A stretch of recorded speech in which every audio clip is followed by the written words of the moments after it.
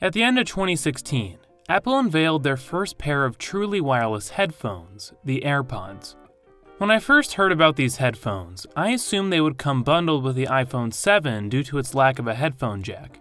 When I later discovered that 1. They allegedly sounded no better than the normal earpods that are thrown in the box with every iPhone, and 2. That they were retailing for a whopping $160, I was aghast. Never, I told myself, would I buy something as silly as the Airpods, considering everything else on the market. Then, after several months had passed, I felt a strange yearning. For the first time, I began to wonder how bad the Airpods actually could be, and I wondered if just maybe, they could be the perfect headphones for me. I've always taken audio seriously. I record voiceovers in a sound-treated booth I personally assembled with an XLR microphone running through an extremely clean-sounding preamp. I listen to much of my music through a high-quality DAC housed within my $300 audio interface plugged into a pair of Audio-Technica ATH M20Xs.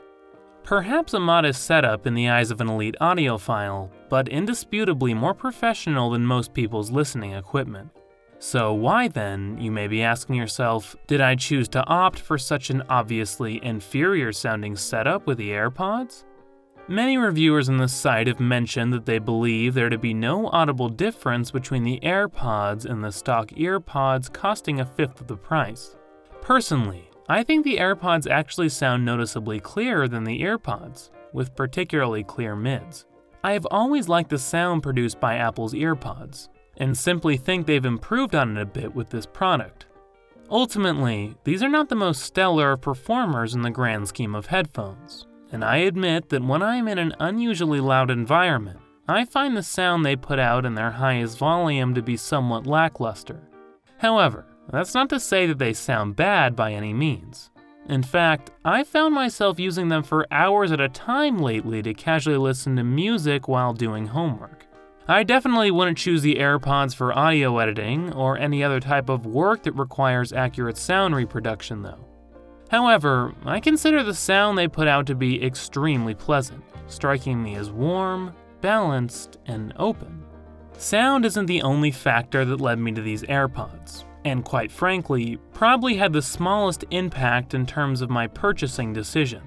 What really led me to these headphones was their form factor, one which has simply altered the way I listen to music and watch videos in a way no other product has before. There are tons of reviews on YouTube at this point detailing how simple these are to set up and how seamlessly they pair. In fear of reiterating a point that has been made far too many times to count, I will simply say they are as excellent in this regard as everyone says. What has really struck me about these headphones is the way in which they are able to save me time and address issues with wireless headphones I've had since I got my first pair a couple of years ago. Not needing to hold down the pair button every time I take the headphones on or off is more convenient than I could have ever imagined. And the feature of taking one earphone out to pause the music is simply genius. If I am downstairs preparing my backpack for the next day at school, filling up water bottles, I can simply place one earphone on the counter when someone is trying to talk to me and hear them clearly, and then put it right back in when they've finished. I've taken these running, and I'm happy to report that they did not fall out of my ears as I had worried might happen since I had had an experience like that with the Earpods. The headphones are slightly larger than the Earpods, and I believe it was for this reason that they managed to stay in my ears. I think this goes without saying, but the fit will depend entirely on the size and shape of your inner ear. Honestly, if I had one real criticism of Apple with these headphones, it would be their choice not to offer these in 2 sizes, as I know that these don't fit quite so snugly for everyone. As far as criticisms go, I have very few.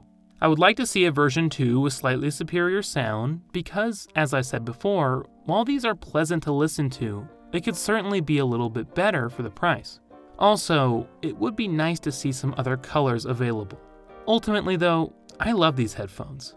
I have always been very focused on sound quality, and firmly believe that these are simply good enough for all but the most critical audiophile. I think Apple has truly innovated with these headphones, and I'm excited to see where they go with wireless technology in the future.